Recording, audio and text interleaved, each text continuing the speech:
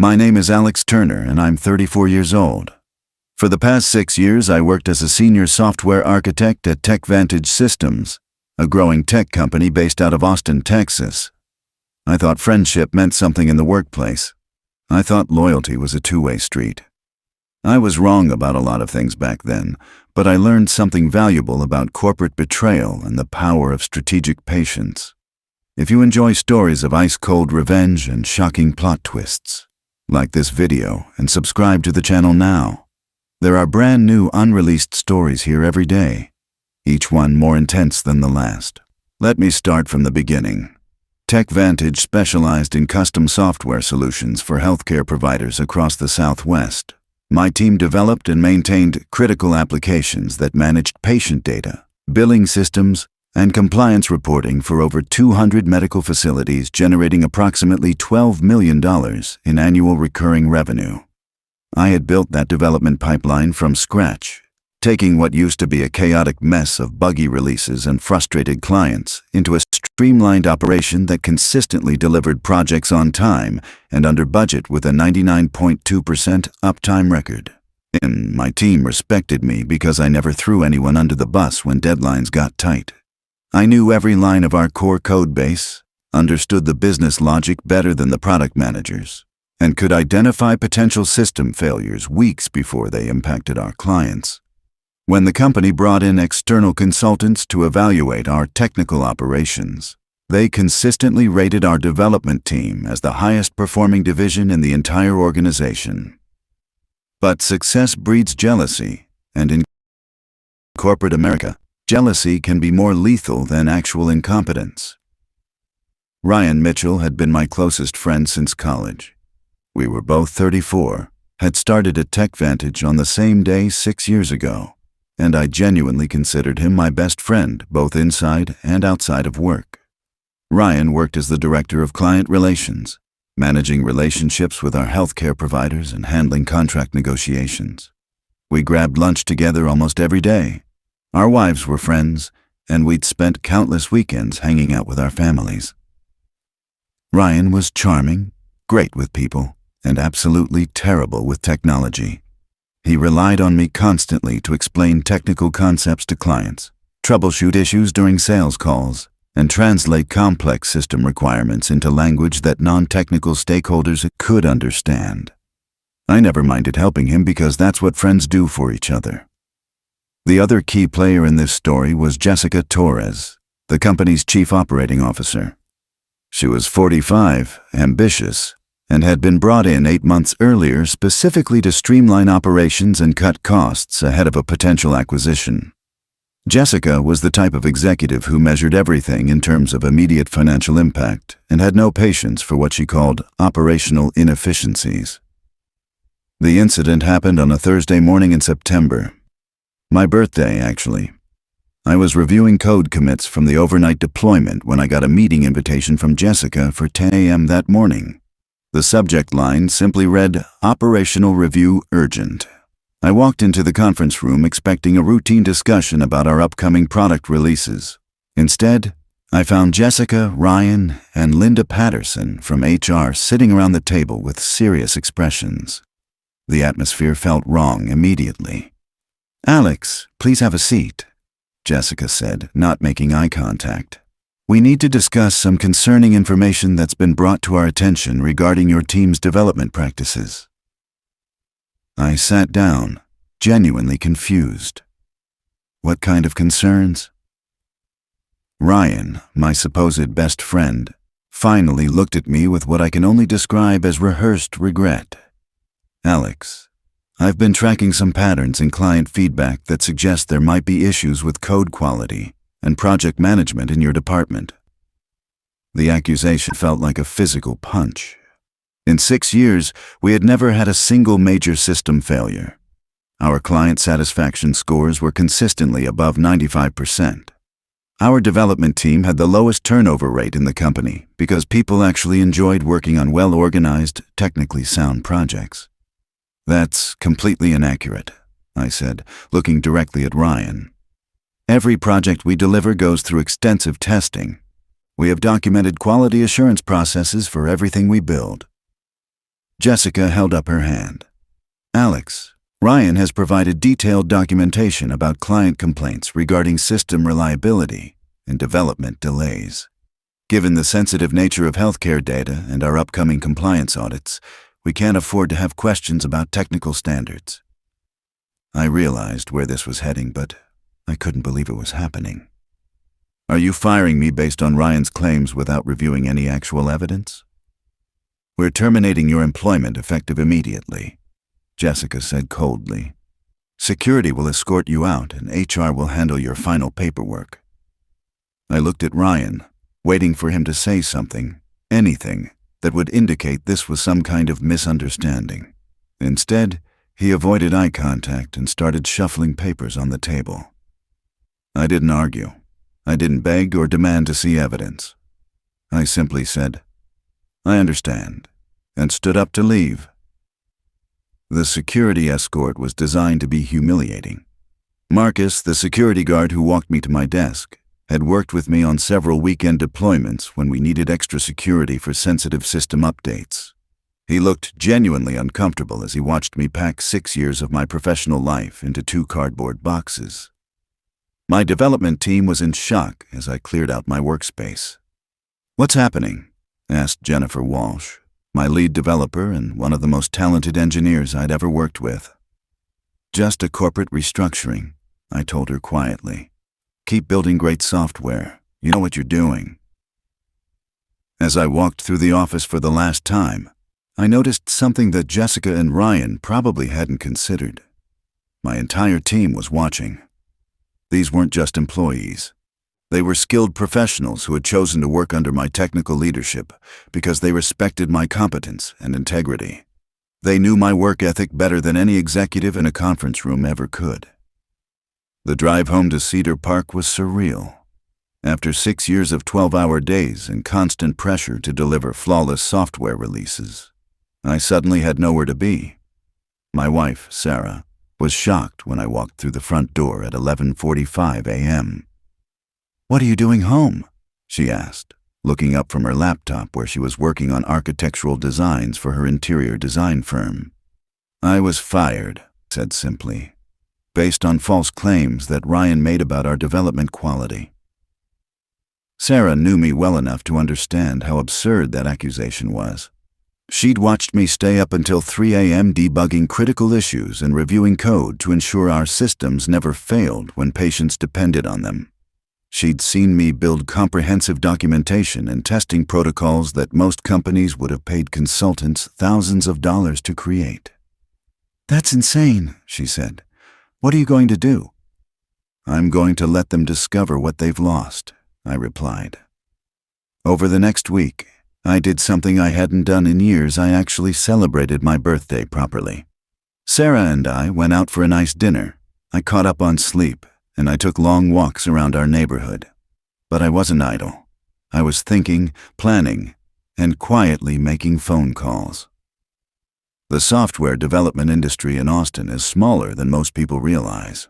Word travels fast when a respected architect suddenly disappears from a major company. I started receiving calls from former colleagues, clients, and competitors who had heard rumors about my departure from TechVantage. Then, one call was particularly interesting. It came from David Kumar, the Chief Technology Officer for Innovate Tech Solutions, TechVantage's biggest competitor in the healthcare software market. Innovate Tech had been trying to break into TechVantage's client base for years, but struggled with technical execution issues that limited their growth potential. "Alex," David said during our phone conversation 2 weeks after my termination, "I'll be direct with you. We've been watching TechVantage's development capabilities for a long time. Your team's technical standards were legendary in the industry. We're looking for someone to completely rebuild our Austin development division. And honestly, you're the only person we trust to do it."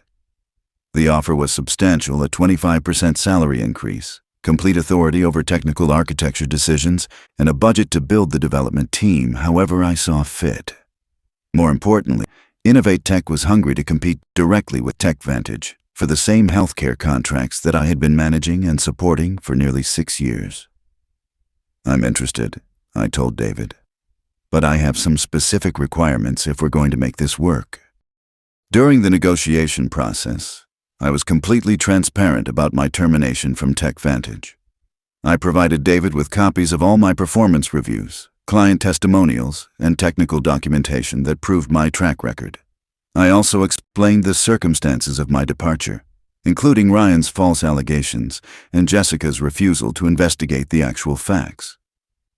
David reviewed everything carefully.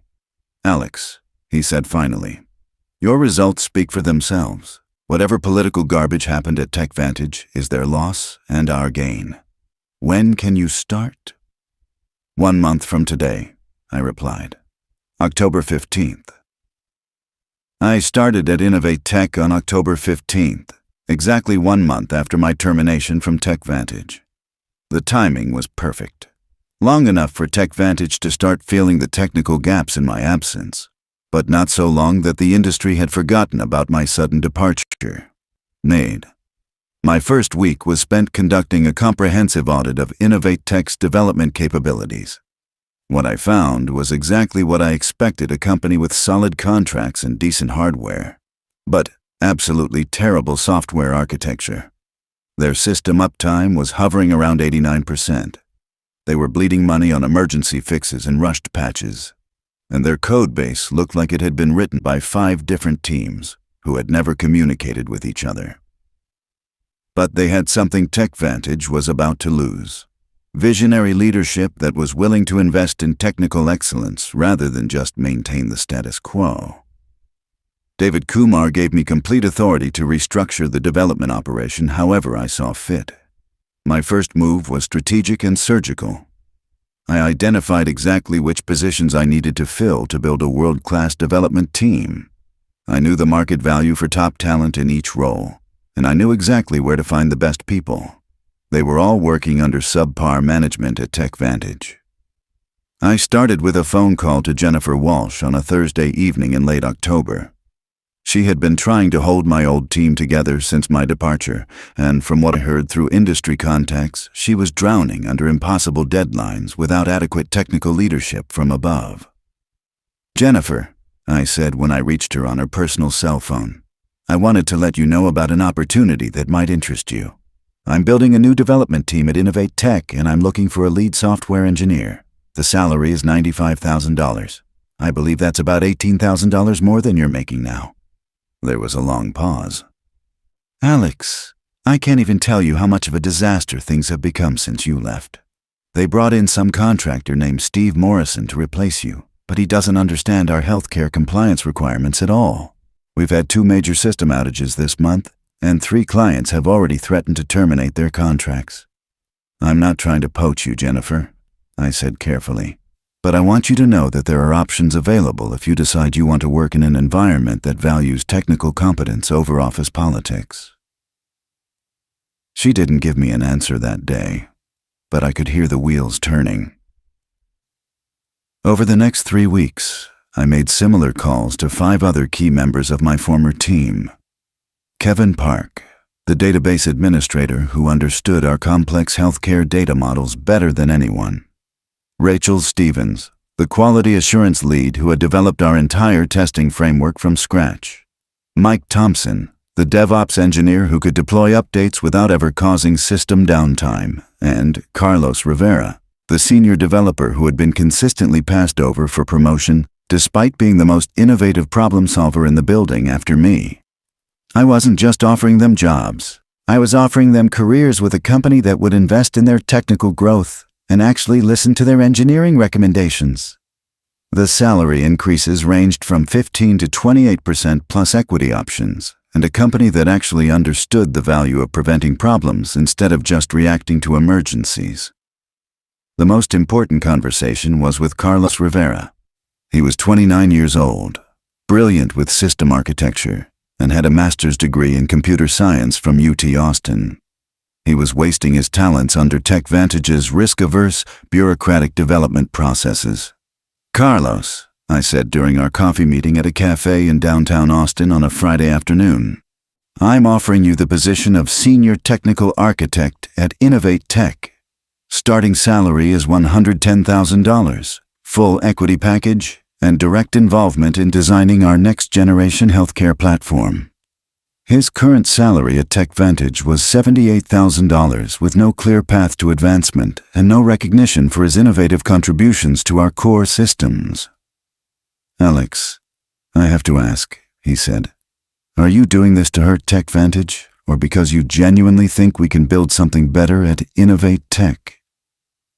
"Both," I answered honestly. Ryan and Jessica made a decision to throw away 6 years of technical excellence based on corporate politics. I'm giving you the chance to be part of something that values innovation over bureaucracy. What TechVantage loses in the process is their problem, not ours. Within the first 2 weeks of November, 5 of TechVantage's most critical technical employees had submitted their resignations. Jennifer was first on November 2nd, followed by Kevin on November 5th, Rachel on November 8th, Carlos on November 12th, and Mike on November 15th. They didn't leave together. That would have looked like a coordinated attack. Instead, they departed over the 2-week period, each citing better opportunities and career advancement as their reasons for leaving. Jessica was blindsided. According to Jennifer, who was the first to leave and kept in touch with remaining colleagues, Jessica called an emergency meeting after Carlos submitted his resignation and actually asked, "Why is everyone abandoning the ship?" The answer was simple. They weren't abandoning anything. They were following competent technical leadership.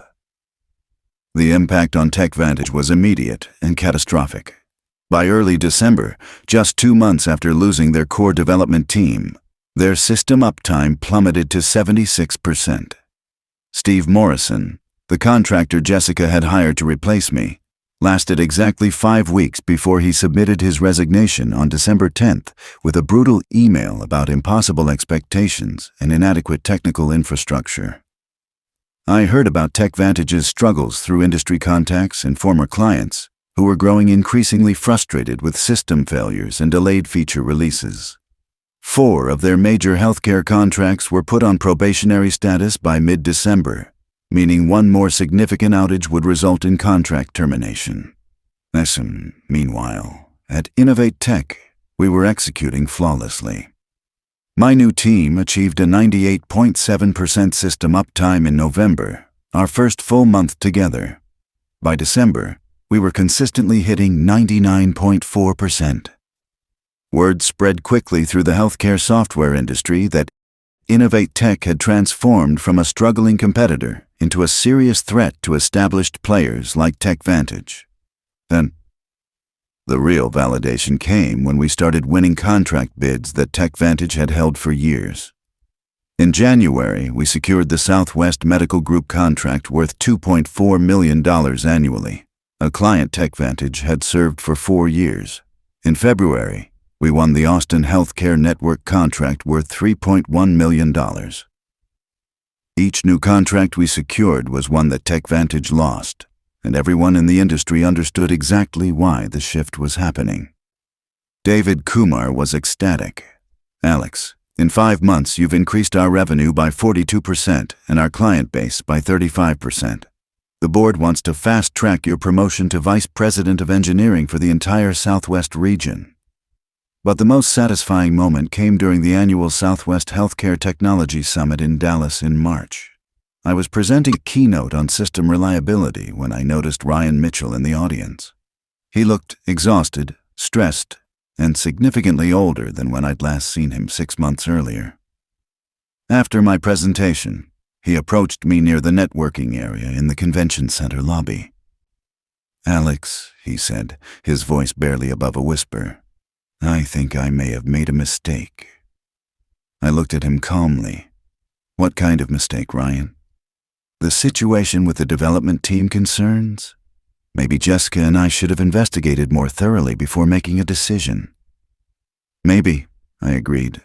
"But that's not really the issue, is it?" He looked confused. "What do you mean?" "The issue isn't that you believed false allegations, Ryan. The issue is that you threw away 6 years of friendship and professional excellence without conducting a single minute of actual investigation. You chose career advancement over integrity, and now you're dealing with the consequences of that choice." Ryan's face flushed red. "You systematically destroyed my company's development capabilities. You stole my entire technical team.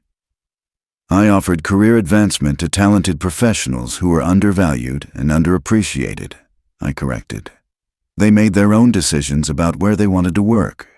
The fact that none of them chose to stay with you should tell you something about your leadership decisions." In April, 4 months after our conference encounter, TechVantage lost their largest healthcare contract, the $4.8 million annual MedFirst Consortium deal that represented nearly 40% of their software revenue. The client cited consistent system failures and inability to deliver promised features as the reason for termination. Innovate Tech was awarded the contract 2 weeks later. 1 month after that, Jessica Torres was quietly let go during TechVantage's restructuring efforts in May. Ryan was demoted to a junior client relations role with a 35% salary reduction in June, as the company struggled to maintain their remaining contracts with a devastated technical infrastructure. The irony wasn't lost on me. The person who had orchestrated my termination was eliminated due to the very real consequences of poor operational decisions, while the person who had betrayed our friendship was reduced to begging for the clients that my new company was systematically winning away from him. Today, I'm the Vice President of Engineering for Innovate Tech Southwest Division, overseeing software development operations across Texas, Oklahoma, New Mexico, and Arizona. My annual salary is $180,000 with equity options, nearly triple what I was making at TechVantage. More importantly, I work for a company that values technical excellence, invests in employee development, and makes decisions based on actual performance rather than office politics. My former team members have all been promoted within Innovate Tech's structure.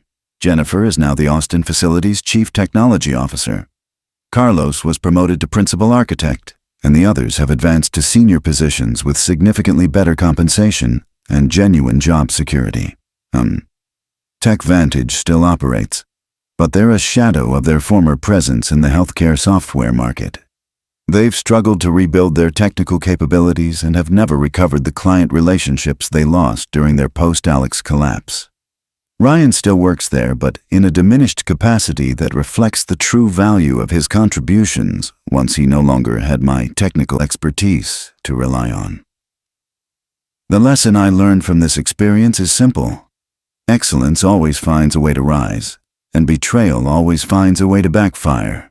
When someone chooses political convenience over personal integrity, they don't just hurt the person they're targeting, they damage their own foundation in ways they rarely understand until it's too late. Sometimes, the best revenge isn't what you do to your enemies. It's what you build despite them. If you enjoyed this story, like this video, and leave a comment telling us what you thought. And if you're not already subscribed to the channel, please subscribe and hit the notification bell to receive alerts about new stories like this one. Thanks for watching and see you next time.